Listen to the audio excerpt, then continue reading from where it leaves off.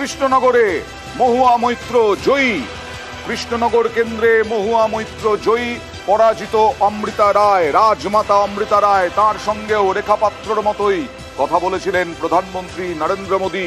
কৃষ্ণনগরের এই সাংসদকে আগেই বহিষ্কার করা হয়েছিল সংসদ থেকে ঘুষের বিনিময়ে প্রশ্নের জন্য। অভিযুক্ত ছিলেন সেই কৃষ্ণনগরেই প্রথম প্রচার শুরু করেছিলেন মমতা বন্দ্যোপাধ্যায়। আর মমতা বন্দ্যোপাধ্যায় পাশে দাঁড়িয়েছিলেন মহুয়া মৈত্রর। মহুয়া মৈত্র জয়ী হলেন। কত ভোটের ব্যবধানে জয়ী হলেন, কি অবস্থা, সব আপডেট নেব। প্রতিনিধি সমীরের সঙ্গে কথা বলবো।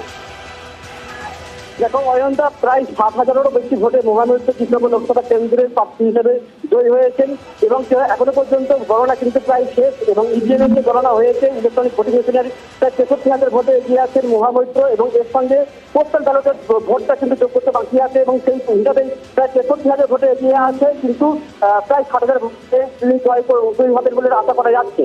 এবং উনি এই মুহূর্তে কিন্তু তৃণমূল কর্মী ও সমর্থকদের মধ্যে উৎসাহ শুরু হয়ে গিয়েছে, কারণ বিজেপি তুমি জানো বিজেপি চেষ্টা করেছিলেন মহুয়া মৈত্র যাত্রা পথ রুখতে এবং সুব্রতভাবে ঝাঁপিয়ে পড়েছিল, কিন্তু মহুয়া মৈত্র আপ্রাণ লড়াই করে এবং শেষ পর্যন্ত তিনি জয়ের হাত থেকে মহুয়া মৈত্র হারলেন। তার কারণ তার বিরোধী প্রার্থী করছিলেন অমৃতা রায়কে এবং অমৃতা রায়ও কিন্তু ভোটের ময়দানে যথেষ্ট প্রভাব ফেলেছিল। ফলে সন্দেহ ছিল যে কৃষ্ণনগর লোকসভা সিট থেকে 8 দখলে যাবে, কিন্তু শেষ পর্যন্ত সে জয়ের হাতে হারলেন কিন্তু মহুয়া মৈত্র এবং প্রায় 7,000 ভোটে কিন্তু মহুয়া মৈত্র কৃষ্ণনগর লোকসভা কেন্দ্র থেকে জয়লাভ করলেন।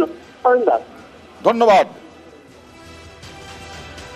আর এবার ভগবানগোলা উপনির্বাচনে জয়ী তৃণমূল। ভগবানগোলা উপনির্বাচনে জয়ী তৃণমূলের রিয়াত হোসেন সরকার। প্রণব বন্দ্যোপাধ্যায় আমার সঙ্গে রয়েছেন। ভগবানগোলায় দ্বিতীয় স্থানে উঠে গেল কংগ্রেস। প্রণব, যেটা বলছিলাম, গত কয়েকদিন ধরে এই প্রার্থী ঘোষণার পরে বিজেপির মধ্যেই ক্ষোভ বিক্ষোভ আমরা দেখেছি। সেই ক্ষোভ বিক্ষোভের ফলই কি হলো? তৃতীয় স্থানে বিজেপি।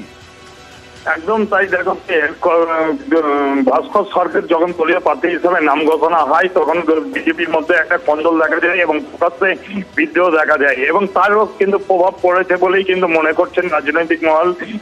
কারণ যেখানে তোমার 1 লক্ষের ওপরে বেশি ভোট পেয়েছেন, যে বিজয়ী হয়েছেন তৃণমূলের রিয়াত হোসেন সরকার, সেখানে বিজেপি প্রার্থী মাত্র 17,000 সামথিং ভোট পেয়েছেন বিজেপি প্রার্থী। এবং এই যে তোমার ভগবানগোলা উপনির্বাচন, সেখানে কিন্তু ভগবানগোলার যিনি তৃণমূলের ইদ্রিস আলী তিনি মারা যান। তারপরে কিন্তু এই কেন্দ্রের উপনির্বাচন হয় এবং সেখানে কিন্তু তৃণমূল প্রার্থী করে স্থানীয় রিয়াদ হোসেন সরকারকে এবং তারপরে কিন্তু এবং কংগ্রেস থেকেও প্রার্থী দেওয়া হয়। কংগ্রেস বাম এবং কংগ্রেসের জোট প্রার্থী ছিলেন অঞ্জু বেগম এবং তৃতীয় স্থানে ছিল ভাস্কর সরকার এবং বিজেপির স্থান হয় তৃতীয় স্থানে এবং অঞ্জুর সঙ্গে তোমার আর যে কংগ্রেসের প্রার্থী তার সঙ্গে তোমার পার্থক্য প্রায় 15,500 এবং হ্যাঁ প্রণব, শেষ করো। হ্যাঁ দেখো, তার ফলে স্বাভাবিকভাবেই যে বরং মুর্শিদাবাদের যে 3টে লোকসভা কেন্দ্রেই কিন্তু তৃণমূল প্রার্থীরা কেবলমাত্র জয়ের অপেক্ষায় রয়েছে। সেক্ষেত্রে একটি উপনির্বাচন ছিল বিধানসভা উপনির্বাচন, সেখানেও কিন্তু তৃণমূলের জয়। তার ফলে কিন্তু 21-এ যেরকম ভাবে ভালো ফল করেছিল তৃণমূল, সেই ধারা কিন্তু বজায় রাখলো।